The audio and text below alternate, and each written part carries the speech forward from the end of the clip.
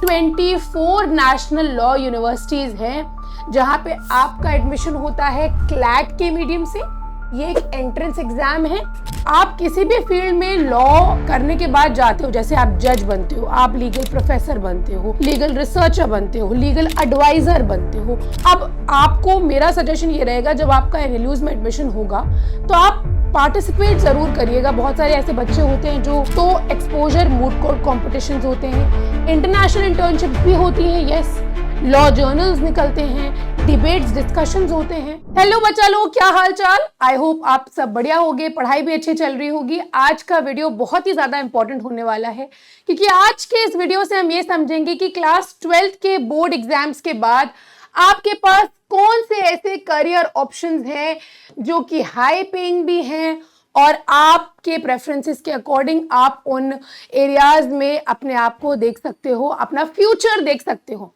तो 12th board के बाद से बहुत सारे ऐसे बच्चे होते हैं जो जानना चाहते हैं, क्यूरियस होते हैं कि मैम हम लॉ में जाएं, कि हम कौन सी ऐसी फील्ड में जाएं जिसमें मेरा पे स्केल भी अच्छा हो और मैं अपनी स्किल्स को डेवलप कर सकूं और मेरे प्रेफरेंसेस के अकॉर्डिंग मेरा जो फ्यूचर हो वो सिक्योर हो। तो आइए आज के इस वीडियो में बेटा कुछ इंपॉर्टेंट या हाई पेइंग करियर पाथ जो है हम डिस्कस करेंगे। बेटा सबसे पहले बेटा, अगर आपने कॉर्पोरेट लॉयर्स के बारे में सुना होगा, और बेसिकली कॉर्पोरेट लॉयर्स जब आप एनएलयू के थ्रू जाते हो, जब आप एक नेशनल लॉ यूनिवर्सिटी के थ्रू जब आप इंटर्नशिप करते हो बेटा, और उसके बाद जब आप इंटर्नशिप करने के बाद आपको किसी लॉ फर्म में जब जॉब मिलती है, आपका प्लेसमेंट होता है, तो आपका पे स्केल आप देख सकते हो 12 से 20 लाख जो है वो होता है पर एनम, जो आपकी सैलरी होती है। तो आप जानते हो टियर 1 एनएलयूज के बारे में, नेशनल लॉ यूनिवर्सिटी आपका एनएलएसआईयू है बैंगलोर में, नालसार है, टियर 1 टियर 2 करके बहुत सारे ऐसे 24 नेशनल लॉ यूनिवर्सिटीज हैं जहां पे आपका एडमिशन होता है क्लैट के मीडियम से। ये एक एंट्रेंस एग्जाम है और आप सिर्फ कॉर्पोरेट लॉयर नहीं बनते हो, आपके पास बहुत सारे ऑप्शंस होते हैं जिस फील्ड में आप जा सकते हो। अगर आप प्रैक्टिस में इंटरेस्टेड हो तो आप प्रैक्टिस में जा सकते हो, अगर आप जज बनना चाहते हो, जुडिशरी में इंटरेस्टेड हो तो आप जुडिशरी में जा सकते हो। बट यस, कॉर्पोरेट लॉयर्स का जो पे स्केल होता है वो रिलेटिवली काफी ज्यादा हाई होता है एज कंपेयर टू लॉ की अदर फील्ड्स के अंदर।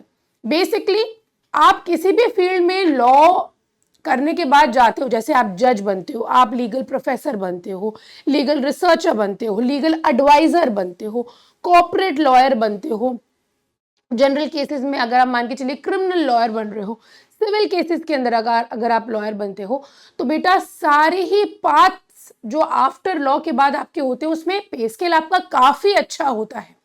लेकिन आपको उसके अंदर बहुत सारा ऐसा है कि जैसे आपको टाइम देना पड़ता है, मतलब आप 2 से 3 से 4 साल आपको देने पड़ते हैं अपने आप को एस्टैब्लिश करने के लिए।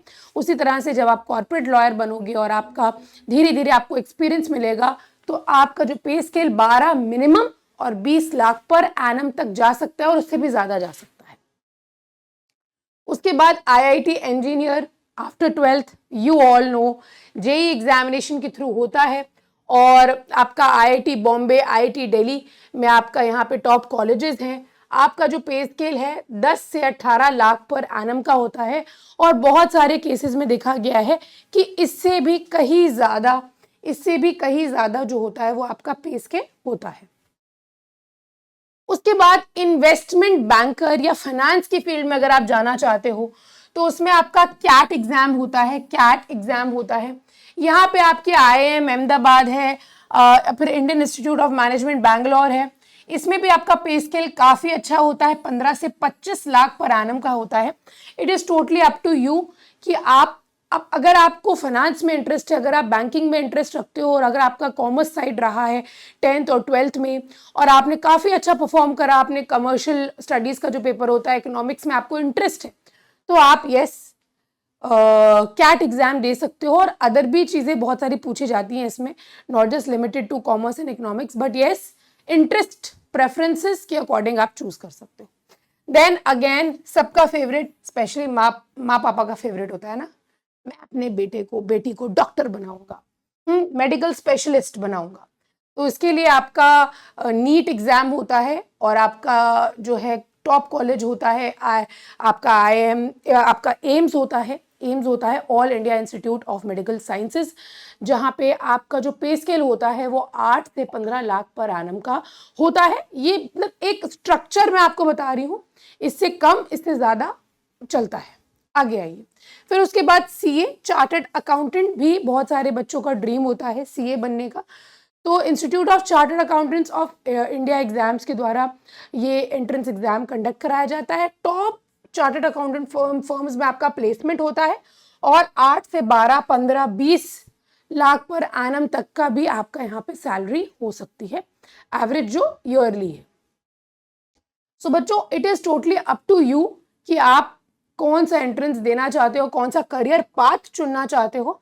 बट यहाँ पे अगर हम बात करें टॉप लॉ फर्म्स की, तो बेटा टॉप लॉ फर्म्स हैं जैसे कि Shardul Amarchand Mangaldas and company, Cyril Amarchand Mangaldas, AZB in partners offer packages around 15 से 20 lakh per annum, top NLU graduates. तो आपका रूट क्या होता है, जैसे बेसिकली क्लास 12 आपने करा, क्लास 12 करने के बाद बेटा आपका बोर्ड एग्जाम हो जाते हैं, बहुत सारे बच्चे अपियरिंग भी देते हैं। आपने दिया क्लैट का फॉर्म भरा, आपने क्लैट एग्जाम दिसंबर में कंडक्ट कराया जाता है। जब आप क्लैट एग्जाम देते हो तो आपका आफ्टर 12th बेटा 5 ईयर लॉ प्रोग्राम में आपका एनरोलमेंट होता है, एडमिशन होता है। फॉर एग्जाम्पल आपने 5 ईयर लॉ प्रोग्राम में चुना BA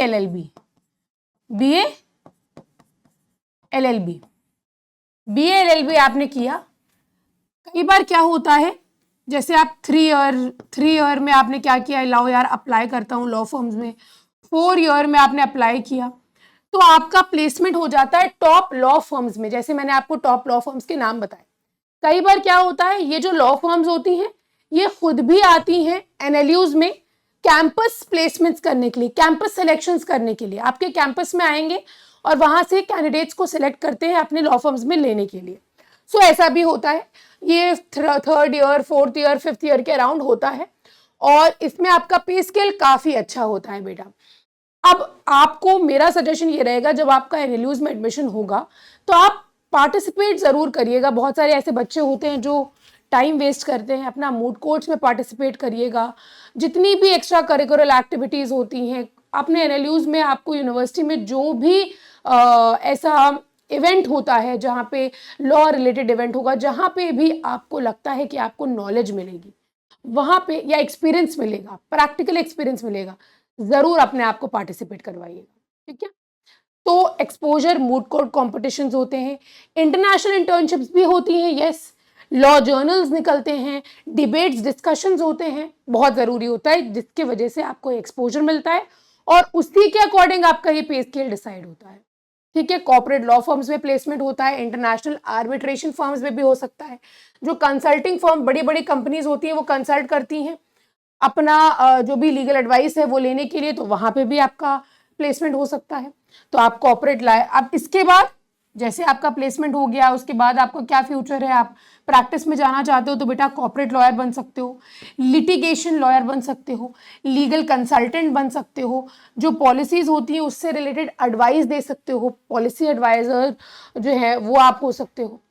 सो बेटा n number of things are there, आपके पास स्कोप बहुत है, ऑप्शंस बहुत हैं, बट यही है कि बेटा आपके ऊपर है कि आप इसको किस तरह से देख रहे हो। अब जैसे लॉ फर्म की बात करी जाए बेटा, तो शार्दुल अमरचंद मंगलदास एंड कंपनी, ये न्यू दिल्ली मुंबई में है, ये इंडिया की largest full service corporate law firm है।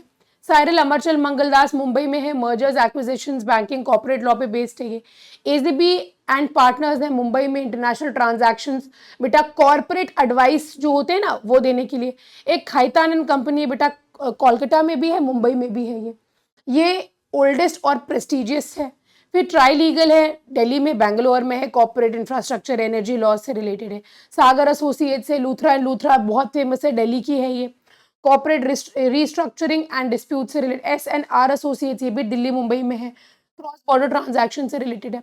तो ये जो आप देख रहे हो ना किस लिए नोन फॉर है, तो बेटा ये लॉ फर्म ऐसे ऐसे लोगों को रिक्रूट करती है, ऐसे ऐसे बच्चों को रिक्रूट करती है एनएलयूज से, उनको प्लेसमेंट देते हैं। आप अपनी लीगल नॉलेज से गाइडेंस प्रोवाइड करते हैं जो भी क्लाइंट्स होते हैं उस लॉ फर्म के। सो ये आपका पूरा एरिया होगा। एंड ये स्कोप तो बेटा बहुत है, we can all see that. इसके बाद बेटा एक चीज आपको और यहाँ पे मैं बताना चाहूंगी कि आपका क्या क्या ऑप्शंस आपके लिए ओपन होते हैं। जैसे कॉर्पोरेट के बारे में मैंने आपको बताया है, ठीक है। Then litigation lawyer, supreme court, high court, district courts में, फिर जज, ये आपके ऑप्शंस हैं after law. Career options after law, अगर आप लॉ चूज करते हो तो जुडिशरी में आप जानते हो मंथली आपका ये पैकेज होता है। फिर लीगल एडवाइजर्स आप बैंक्स में, स्टार्टअप्स में, एमएनसीज में होते हो। सिविल सर्विसेज में आप जा सकते हो क्योंकि लॉ ऑप्शनल होता है यूपीएससी के अंदर। और आपके स्टेट जो भी एग्जामिनेशन होते हैं वहाँ पे भी आप प्रोसीड कर सकते हो। जर्नलिस्ट हो सकते हो, प्रोफेसर आप बन सकते हो बेटा यहाँ पे। एनएलयूज जैसे नेशनल लॉ यूनिवर्सिटी में भी आपको यहाँ पे आपका प्लेसमेंट हो सकता है, आपको अपॉइंट किया जा सकता है। Legal consultant, private practice, consultancy के अंदर, policy adviser, think tanks, ministries के अंदर जाते हो पॉलिसी एडवाइजर, जैसे आपका नीति आयोग है तो ऐसी मिनिस्ट्रीज के अंदर भी आपका प्लेसमेंट हो सकता है। तो पे स्केल आपके सामने है बेटा, आप स्कोप इनॉर्मस है। It is just up to you कि आप ये अपने अंदर थोड़ा सा देखो कि आपका रुझान किस तरफ है, इंक्लिनेशन किस तरफ है आपका, उसके अकॉर्डिंग आप अपना पाथ चूज कर सकते हैं और आपका फ्यूचर जो है वो सिक्योर कर सकते हैं। इसी के साथ बेटा हम आज का वीडियो तो यहाँ पे एंड करेंगे, बट मिलेंगे एक और नए वीडियो के साथ, इंटरेस्टिंग वीडियो के साथ। तब तक के लिए पढ़ाई करते रहिए, अपना ध्यान रखिए। टेक केयर एंड अलविदा फ्रॉम माय साइड बेटा।